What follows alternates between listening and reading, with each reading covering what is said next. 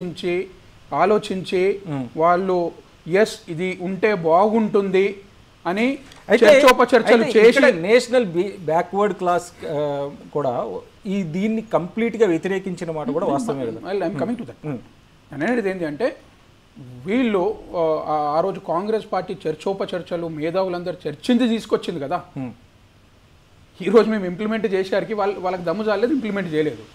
మేము ఈరోజు ఇంప్లిమెంట్ చేశారుగా తప్పు అని చెప్పేసి బూచి లెక్క చూపెడుతున్నారు. మరి మీరు ఆ ప్రపోజల్ తెచ్చినందుకు why did you get that proposal? And it's a constitutional body. ఈరోజు కాన్స్టిట్యూషనల్ అసలు అన్కాన్స్టిట్యూషనల్ అని చెప్పేసి చెప్తున్నారు. మీరు తెలుసుకోండి, అది ఫస్ట్ కాన్స్టిట్యూషనల్ ఫస్ట్ పాయింట్. మీరు ఇచ్చిన ప్రపోజల్ చట్టబద్ధత ఉన్నది, అందుకనే కదా యూపీఎస్సీకి మనము యూపీఎస్సీ నోటిఫికేషన్ ఇచ్చిందంటే చట్టబద్ధత ఉందనే అర్థమే కదా.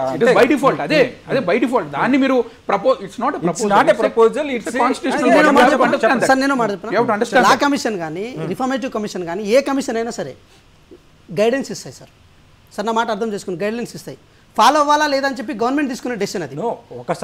ఒకసారి second affirmative second ARC administrative నివేదిక ఇచ్చిన తర్వాత దాన్ని ఇంప్లిమెంట్ చేసే బాధ్యత ప్రభుత్వానికి ఉంటుంది కదా సార్. అది వాలంటరీ సార్, అది విచక్షణ సార్. ఇంప్లిమెంట్ చేయాలని రూల్ ఏం లేదు, ఇంప్లిమెంట్ చేయకపోవచ్చు కూడా. ఇక్కడ పాయింట్ చెప్తాను, ఇంప్లిమెంట్ చేయొచ్చు చేయకపోవచ్చు, అది గవర్నమెంట్ యొక్క but it does not become unconstitutional అనేది అది పాయింట్. అది మీరు తెలుసుకోండి, అది మీరు తెలుసుకోవాలా. So it is constitutional.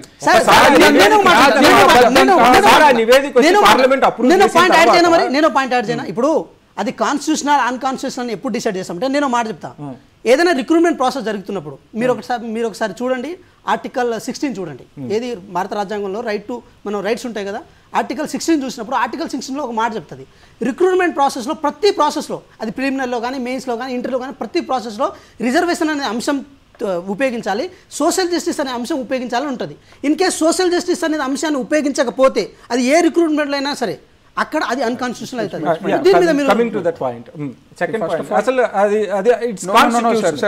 ఎందుకంటే కాంగ్రెస్ వాళ్ళు ముందటి నుంచి ఎలక్షన్ లో చేసింది కూడా ఏంది అంటే వెన్ దే కాంట్ విన్ వాళ్ళు తప్పనిసరిగా మిస్గైడ్ చేస్తారు. అది కాకుండా మీరేం చెప్తారు?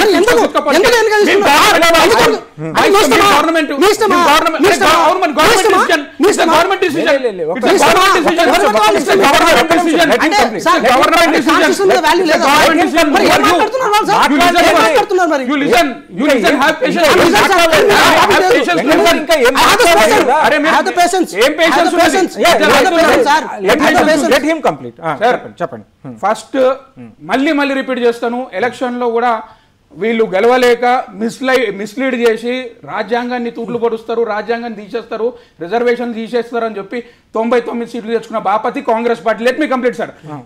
కాంగ్రెస్ పార్టీది ఇప్పుడు అట్లనే భారతదేశానికి అదేవిధంగా ఈ యొక్క సంస్థలకి వీళ్ళు డెవలప్మెంట్ని ఆపి ఈ భారతీయ జనతా పార్టీ సర్కారు పనిచేయట్లేదని చూపించడానికి దుమ్మెత్తిపోద్దానికి చేస్తున్న ప్రయత్నం. ఇది ఫస్ట్ పాయింట్, పొలిటికల్ స్టేట్మెంట్ ఇది. ఎందుకంటే ఇది రాజ్యాంగబద్ధం అని చెప్పేసి క్లియర్గా మీకు తెలుసు, అందరికీ తెలుసు. కానీ ఇక్కడ కూర్చున్న పెద్ద మనిషి అది రాజ్యాంగబద్ధం కాదు అంటాడు. So this is misleading, this is purely misleading purely misleading the people. అందుకనే నేను స్టేట్మెంట్ చెప్పాల్సి వస్తుంది. When they can't win they will mislead. That is what is Congress party. అందుకని నేను చెప్పాల్సి వస్తుంది. సో ఈ మిస్లీడ్ అనేది నేను అందరికి కూడా ఈ వేదిక నుంచి రిక్వెస్ట్ చేస్తున్నాను. ఇది కాన్స్టిట్యూషనల్, ఇది కాంగ్రెస్ పార్టీ తీసుకొచ్చిన పాలసీనే వాళ్ళు ఇంప్లిమెంట్ చేయలేదు, మేము ఇంప్లిమెంట్ చేస్తున్నాం. Yes, coming to the point, ఇందులో రిజర్వేషన్స్ ఉంటాయా లేదని వాళ్ళు అడిగిర్రు.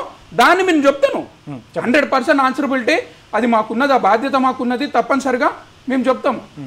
సో మేము తెచ్చిన ప్రపోజల్లో డెఫినెట్గా ఈ ప్రపోజల్లో రిజర్వేషన్స్ ఉంటాయి, ఖచ్చితంగా రిజర్వేషన్స్ అమలు పరుస్తారు దీంట్లో.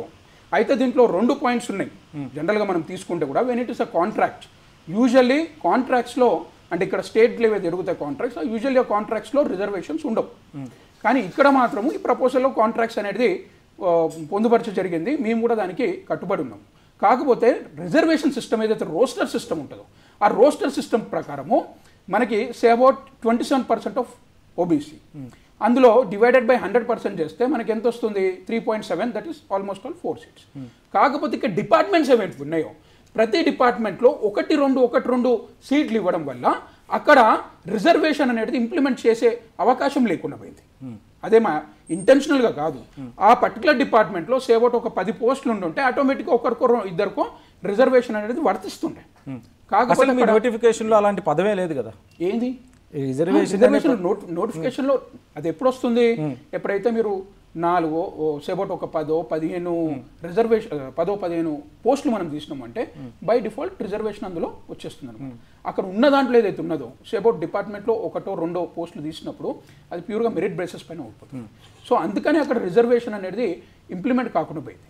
అండ్ ఇట్ ఈస్ ప్యూర్లీ ఒకసారి ఎక్స్పెరిమెంటల్ బేసిస్ పైన మనం ప్రయత్నం చేస్తున్నది అది. సో ఈ సిస్టమ్ ఒకవేళ తప్పు అని చెప్పేసి అనిపిస్తే అండ్ ఏదైతే అపోజిషన్ వీళ్ళు ఎస్ మాకు ఇది కరెక్ట్ అనిపించట్లేదు, రిజర్వేషన్ ఇంప్లిమెంట్ చేయట్లేదు అని చెప్పేసి అంటున్నారు. కానీ ఒక్కసారి కూడా అపోజిషన్ ఇస్ నాట్ థింకింగ్ దేశ డెవలప్మెంట్ కోసము కొన్నిసార్లు మనము ఒక 1% ఆర్ లెస్ దెన్ 0.1% మనము కొన్ని సహకరిద్దాము. దేశ భవిష్యత్తు దేశ డెవలప్మెంట్ కోసము కొత్త టాలెంట్ మనం తీసుకొస్తే ఆ డెవలప్మెంట్ అంటే మెరిటోరియస్ రిజర్వేషన్లో మెరిటోరియస్ లేదని మీరు అంటున్నారా? నేను రిజర్వేషన్లో మెరిటోరియస్ లేదు అని నేను అనట్లేదు.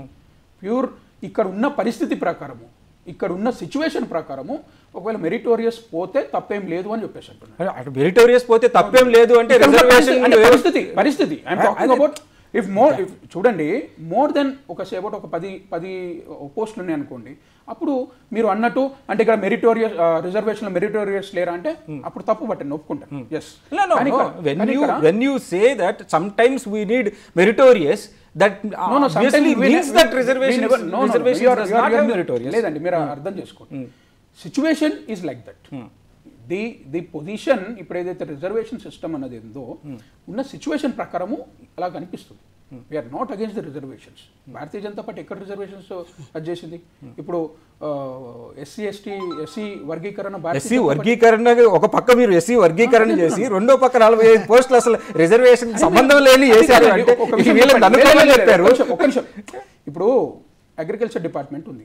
అగ్రికల్చర్ డిపార్ట్మెంట్ సేబౌట్ ఒక 2 పోస్టులు రిలీజ్ చేశారు. 2 పోస్టుల మీరు వినండి చెప్పండి. అగ్రికల్చర్ డిపార్ట్మెంట్లో కానివ్వండి, స్పేస్ అండ్ టెక్నాలజీ కానివ్వండి, ఇరిగేషన్ డిపార్ట్మెంట్, అనేక డిపార్ట్మెంట్స్ ఉన్నాయి. అనేక డిపార్ట్మెంట్స్ లో 2 పోస్టులు 3 పోస్టులు ఉన్నాయి. ఆ 3 పోస్టులకి మళ్ళీ ఎట్లా చేస్తారు అనేది పాయింట్. అక్కడ సిచ్యువేషన్ ప్రకారం ఆ సిచ్యువేషన్ ఉంది. అసలు మీకు ఆ ఉద్దేశమే లేదనేది అంటున్నా నేను, అది తప్పు అంటున్నాను. అందుకనే నా మాట ఒకటి, ఇప్పుడు ఎందుకు క్యాన్సిల్ చేసినట్టు మరి? సరే అది పాయింట్. సార్ ఫస్ట్ పాయింట్ ఇందాక సార్ ఏమన్నారు, రిజర్వేషన్ ఉంటుందని చెప్తూనే కొన్ని సందర్భాల్లో పెట్టలేము. అంటే ఇక్కడ విషయం ఏంటంటే సార్, అది వెనక్కి తీసుకోవడానికి కారణం కూడా అది. ఇప్పుడు మీరు ఇందాక చెప్పారు కదా నోటిఫికేషన్ ఎక్కడ మెన్షన్ చేయలేదని చెప్పి. నోటిఫికేషన్ మెన్షన్ చేయలేకపోతే అంటే ఏ ఉద్దేశం చేత ఎట్లా బై డిఫాల్ట్ ఎట్లా అంటే ఎట్లా దాన్ని ఎట్లా ముందుకు తీసుకెళ్ళాలి? సార్ మేము ఏమంటున్నామంటే ఇక్కడ మీరు ఒకటే గమనించండి, ఆ అంశం ఏదైతే ఉందో దాన్ని కాన్స్టిట్యూషన్ అన్కాన్స్టిట్యూషన్ అనేది అక్కడ డిబేట్ పెట్టకుండా దాంట్లో ఇన్వాల్వ్ అయ్యే వ్యక్తులు ఎవరు ఉన్నారు? ఇప్పుడు 45 మంది ఉన్నారు. ఆ 45 మందిలో సోషల్ జస్టిస్ ఉంటుందా ఉండదా? అది ఇక్కడ మెయిన్ కన్సర్న్ సార్. మేము అదే మాట్లాడుతున్నాం. ఇప్పుడు నేను ఒక షెడ్యూల్ ట్రైబ్ని, సో నాకు రైట్ ఉంటుంది, నేను మాట్లాడడానికి రైట్ ఉంటుంది. దాంట్లో నా ఇన్వాల్వేషన్ ఉంటుందా లేదా అంటే వాళ్ళు చెప్పిన ఈ దేశ ప్రగతిలో నా భాగస్వామ్యం ఉంటుందా? నా డౌట్ అదే సార్. ఇప్పుడు మేమేమంటున్నాం, రాహుల్ గాంధీ గారు బీసీ కులగణన చేయాలని అన్నప్పుడు వాళ్ళు ఒక స్ట్రైట్ ఒక క్వశ్చన్ అడిగారు. ఇప్పుడున్న ప్రిన్సిపల్ సెక్రటరీస్ కానీ లేకపోతే సెక్రటరీస్ కానీ మిగతా అన్ని అంశాల్లో ఉన్న ఏదైతే హోమ్ అఫైర్స్ కానీ అగ్రికల్చర్ కానీ ఫైనాన్స్ కానీ వీళ్ళన్నింటిలో ఉన్న దాంట్లో బీసీలు 3 ఉన్నారని చెప్పారు. అది వాస్తవా కాదా? ఎంతమంది బీసీలు ఉన్నారు, ఎంతమంది ఎస్టీలు ఉన్నారు, ఎంతమంది ఎస్సీలు ఉన్నారని చెప్పి మొత్తం మీ చిట్టా కనుక తీస్తే ఇన్ కేస్ మీరు చెప్పిన 27% అని మీరు చెప్పుకుంటూ వచ్చారు కదా, ఇన్ కేస్ 17% ఎస్సీలు ఉన్నారు కదా, 10% ఎస్టీలు ఉన్నారు కదా, ఆ పారామీటర్ కనుక అక్కడే కనుక ఉండుంటే సంతోషిస్తాం. సంతోషిస్తాం. ఎట్ ద సేమ్ మీరు తెచ్చిన 45 మందిలో నిజంగా మీరు విచక్షణతోనే అక్కడ మీరు నింపగలుగుతారని చెప్పి మేము నమ్ముతాం. కానీ అక్కడే సోషల్ జస్టిస్ లేదు కదా. ఉన్న రెండు సార్, మీరు పోస్టులకి ఇందాక వారికి టైం ఎట్లా ఇచ్చినప్పుడు నేను ఒక్క మాట మాట్లాడతాను. మాట్లాడతాను. నేను ఒకసారి నేనేమంటున్నా, నేను చెప్పింది ఎంత ఎడ్యుకేటెడ్ ఉన్నారండి మీరు చెప్పండి ఎట్లా సార్, నేను ఒక డిపార్ట్మెంట్ మీరు చెప్పండి ఒక డిపార్ట్మెంట్ సార్ మీరు ఏమని చేసి ఉండొచ్చు ఒక డిపార్ట్మెంట్ రెండు పోస్టులు ఎట్లా చేద్దాం చెప్పండి. మీరు నన్ను జడ్జి చేయలేరు. నేనేమంటున్నా, నేను అడిగిన చెప్పిన ప్రశ్నకు జవాబు చెప్పండి. కాదు, ఇక్కడ మనకి 2 పోస్టులు లేదు, మీరు ఇక్కడ మనకి దగ్గర 1000 పోస్టులు ఖాళీగా ఉన్నాయని ఆమె చెప్పారు. ఇట్స్ నాట్ అబౌట్ మీరు వేయాలి అనుకున్నప్పుడు అసలు మీ ఉద్దేశం ఉంటే అది రిఫ్లెక్ట్ అయ్యేది కదా అనేది ప్రధానమైన అంశం. ఇదే సార్, అదే చెప్తున్నా నేను. అదొకటే కాదు సార్, నేనేమంటున్నా సార్, ఒక విషయం అంటే నా బేసిక్ క్వశ్చన్స్ అవి మేమేమంటున్నాము, ఇప్పుడు క్వశ్చన్స్ మాత్రమే కాదు సార్, ఇది కన్సర్న్. ఇప్పుడు సారీ సమాధానం చెప్పాలి. ఇప్పుడు నాకు తెలియదు అనుకున్న మాట వరుసకి మీకే తెలుసు, మీరు ఒక చిట్ట తీయండి. ఇప్పుడు ప్రిన్సిపల్ సెక్రటరీ అసలు ఎంతమంది ఉన్నారు? ప్రతి డిపార్ట్మెంట్కి అయితే ఒక 10-20 మంది అయితే అలొకేట్ చేసి ఉంటారు. వాళ్ళు మొత్తం దాంట్లో ఎంతవరకు సోషల్ జస్టిస్ ఉంది, ఎంతమంది డిప్యూటెడ్ కమ్యూనిటీస్ వాళ్ళు దాంట్లో ఇన్వాల్వ్ అయి ఉన్నారు? అంటే ఇప్పుడు నేను ఒకటి